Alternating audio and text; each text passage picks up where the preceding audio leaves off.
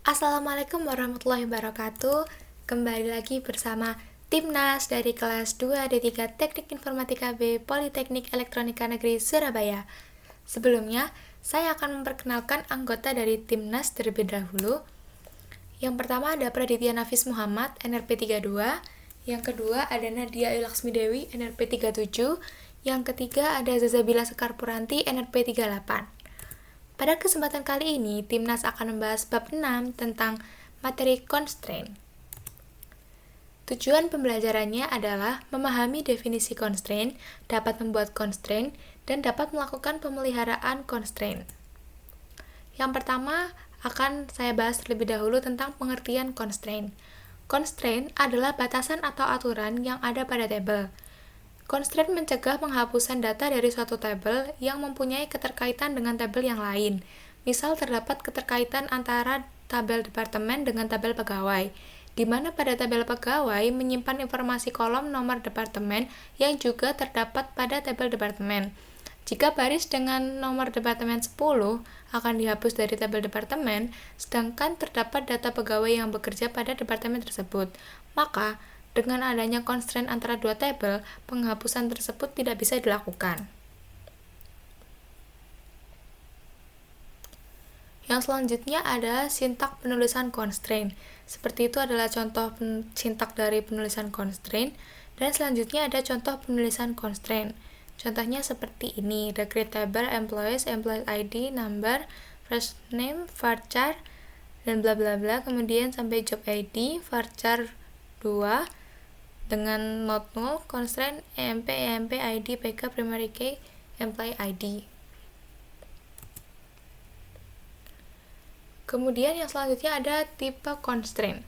Tipe constraint yang pertama adalah constraint not null, yaitu suatu kolom yang didefinisikan dengan constraint not null tidak boleh berisi nilai null. Kolom yang berfungsi sebagai kunci primer atau primary key otomatis tidak boleh null.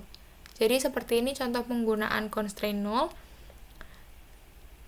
Yang mau tidak dibuat null atau yang harus diisi diberi nama sistem, di belakangnya diberi kata not null seperti last name, varchar 2 dengan panjang 25 ini diberi tambahan not null karena ini yang merupakan constraint not null.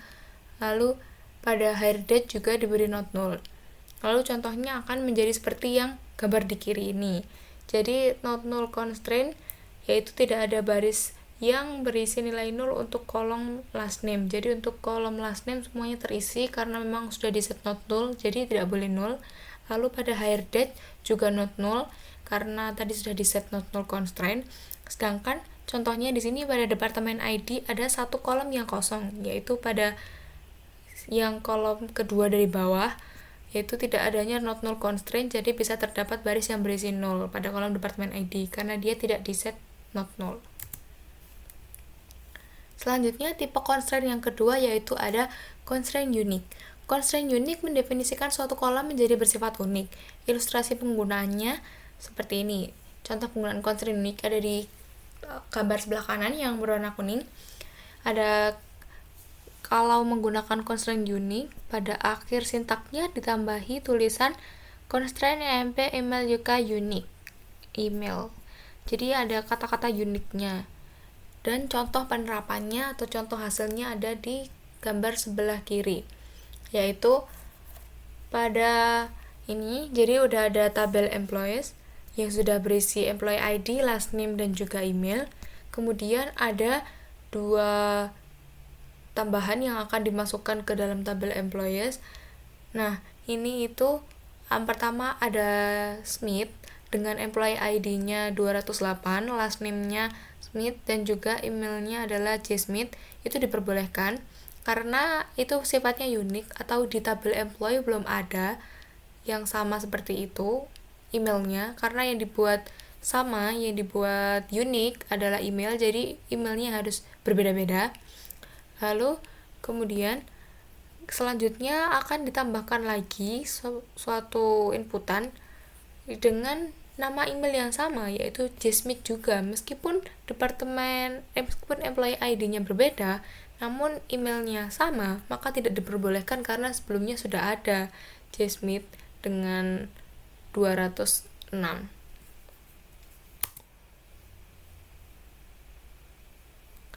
Selanjutnya tipe constraint yang ketiga adalah constraint primary key. Constraint primary key membentuk key yang unik untuk suatu tabel. Kolom yang didefinisikan sebagai primary key akan mengidentifikasi suatu baris data menjadi unik. Contoh penggunaan primary key seperti di sebelah kanan atau tabel berwarna kuning. Jadi, di akhir sintak akan ditambahkan tulisan primary key. Contohnya seperti ini, constraint dep id pk primary key department id.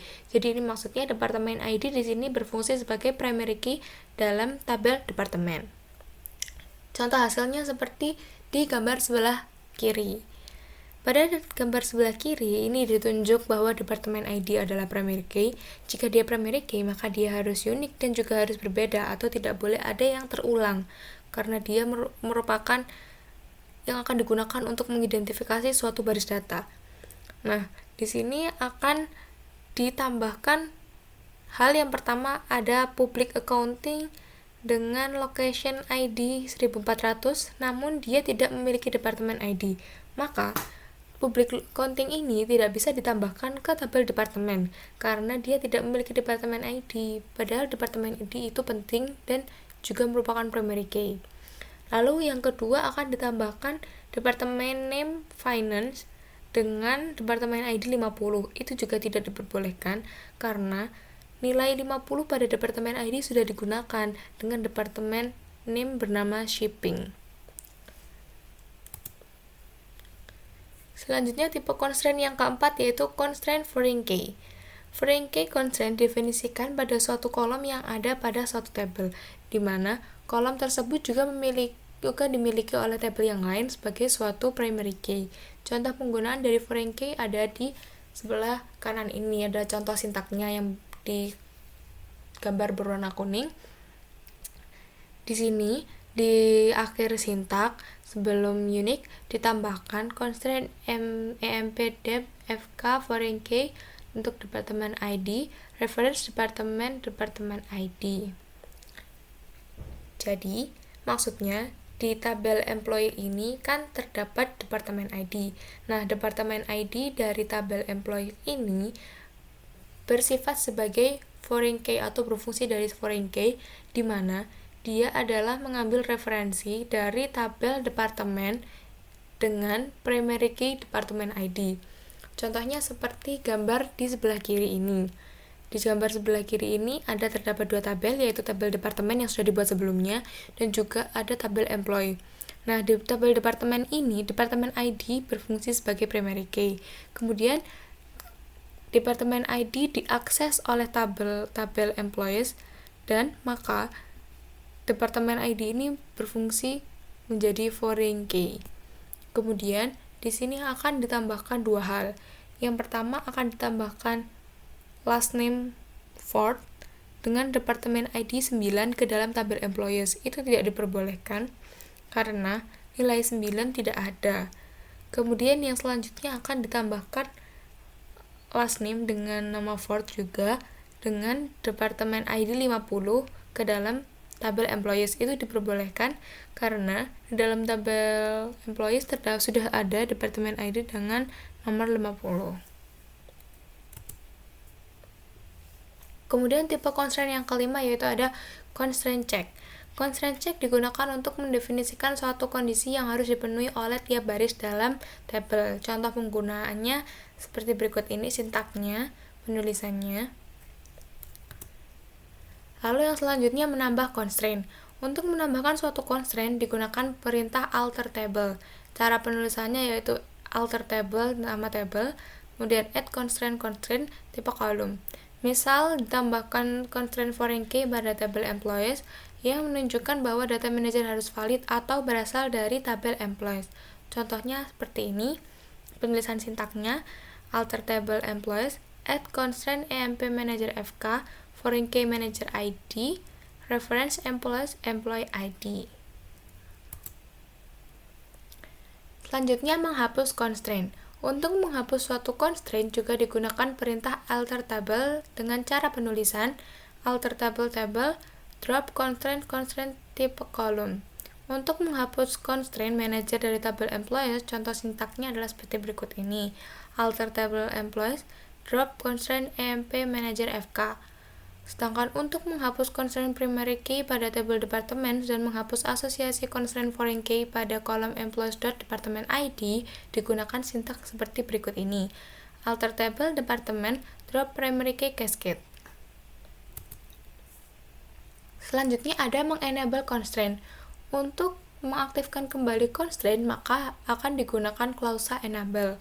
Contohnya seperti berikut ini, penggunaan sintaknya, alter table employees enable constraint emp id pk. Maka ini akan mengenable kembali constraint pada table employees. Selanjutnya ada mendisable constraint. Untuk menonaktifkan constraint digunakan klausa disable. Pilihan cascade digunakan untuk mendisable dependent integrity constraint.